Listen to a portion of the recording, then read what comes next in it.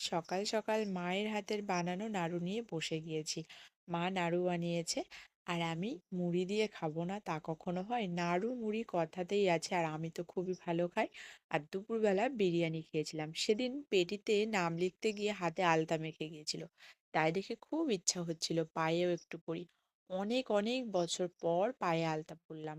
বেশ ভালো লাগছিল। আর সন্ধ্যাবেলায় বাড়িতেই বানিয়ে নিলাম ফুচকা। দই ফুচকা আমার তো খুব ভালো লাগে। পুরো দোকানের মতন বানানোর চেষ্টা করলাম বাড়িতে। তোমরা খেয়াল করে দেখো তো সবকিছু দিয়েছি কিনা। আমার তো বেশ ভালো লেগেছে। আমার তো মনে হয় দোকানে যা যা দেয় আমিও তাই তাই দিয়েছি। দেখতে যেমন সুন্দর হয়েছে খেতেও কিন্তু খুব সুন্দর।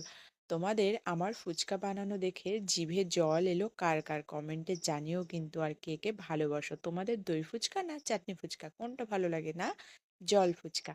আজ তবে আসি। Thanks for watching. Tata bye.